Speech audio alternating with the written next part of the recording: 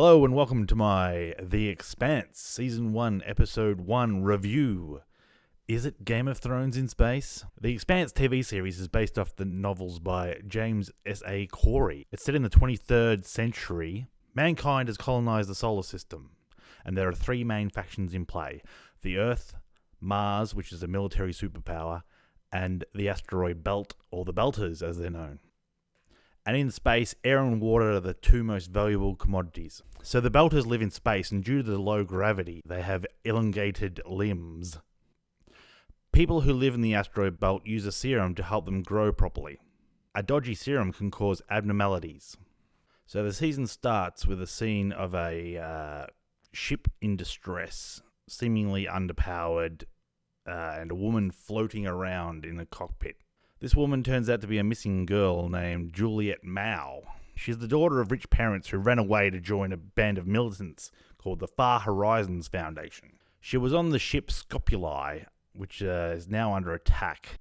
She frees herself from a confined space and finds that there's no one else in the ship. She makes her way into the reactor room, and it appears that someone's being devoured by the reactor. I don't know what's going on there. That's bizarre.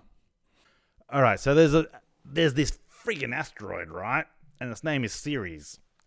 And there's an asteroid base on it. And the people who live there are being killed because of cheap, low-quality air scrubbers. So there's Detective Josephus Miller, played by Thomas Jane, who's looking for this Juliet Mao, the rich girl.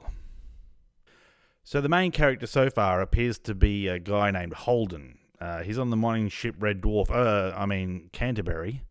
And we first meet him, and he's having relations with his navigator. There's two guys named Pi and Riker, and Pi loses an arm in a asteroid loading accident. Next thing you know, he's in the infirmary getting his arm sewn up and debating which model of robo-arm he's going to buy. So the ship's executive officer kills himself. That's played by the guy who plays Mike Ehrmantraut on Breaking Bad. Something to do with not enough light. He's like losing his mind or something. I don't know. So Holden gets promoted to executive officer, which is basically the second in command. So the Canterbury receives a distress call, but they ignore it because they want to receive a bonus for delivering their ice on time.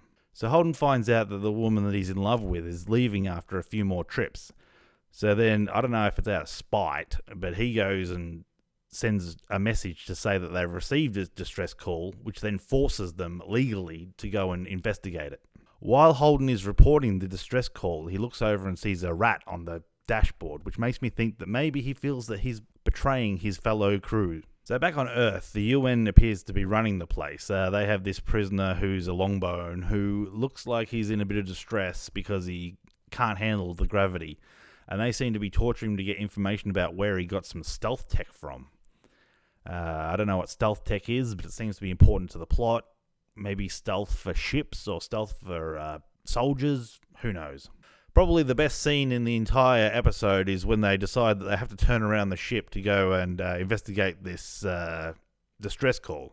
So instead of flying along on a plane and... what they do is they just go... and then flip over backwards, and then take off that way. I thought that was pretty sweet. So when they arrive at the Scopuli, they find that there's no activity or anything. There's no energy signals. So they send the little runabout, which is called the Knight. Inside the Knight is the Holden. There's a pilot whose name is Kamal. There's an engineer whose name is Nagata. There's a medic who I don't know what his name is yet. And there's a tough engineer. I thought he was like the head of security or something, but apparently he's an engineer according to his pocket.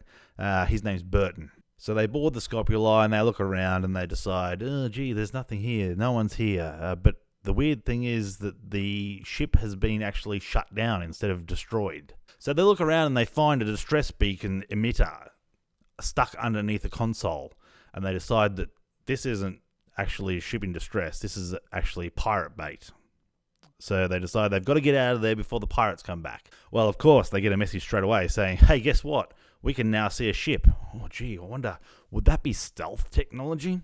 So they get back in the night and they try to fly back to the Canterbury. But on the way back, some missiles are fired at them and they decide to hide behind an asteroid. Well, guess what?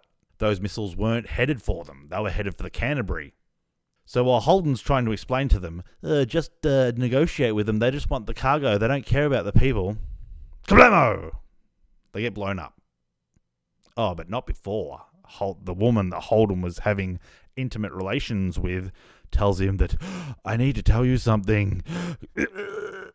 So one thing that bothers me about this show so far is that you don't really get introduced to the characters.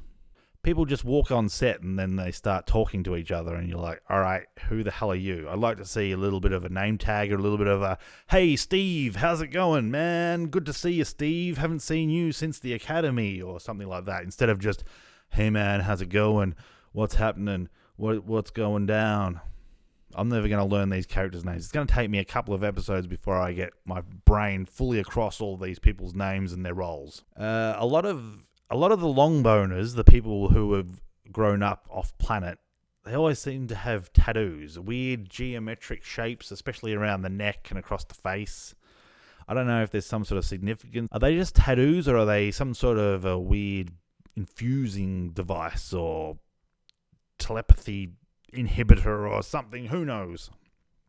So there was this one scene where Miller was talking to a man and his daughter, and the daughter had a bird in her hand, and I couldn't work out if it was a robotic bird or if it was just terrible CGI. There was another scene where Holden was using a badge to grind up match heads off a match, and then he put it in his coffee.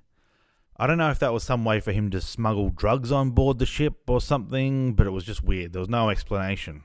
Overall, I would say that the first episode of The Expanse is pretty entertaining. There were some interesting characters. I liked Burton. I liked Holden. I liked Miller. There was some good CG and special effects, but there were also some pretty dodgy ones. The industrial-size, robotic, mechanical CG was pretty good, but the bird just did my head in. So I can see why people call it Game of Thrones in space, because you get introduced to this ship full of people and half of them die within the first episode. That's probably where the big comparison comes from. So to finish up my review of The Expanse Season 1, Episode 1, I'm going to give it a rating of 7 out of 10. I know that seems low, but I feel that for an opening episode, you need to have more introductions to things. There was a lot of things that I didn't get any information on, like, is Mars one colony or is it multiple colonies? Is the Earth one colony or is it multiple countries? Who are the pirates? What do they want? Are they human pirates? Have they met aliens? I don't know. And also the whole not introducing the characters properly. I don't know if that's some sort of a device where if we don't introduce them properly, you'll look for more information elsewhere. I don't know. It's weird. So yeah, I'm looking forward to Season 1, Episode 2. I'll hope you'll join me then. Oh, and if you like this review, please make sure that you like, comment, subscribe, share, rate, donate, write to your local member of parliament, name your firstborn child after me.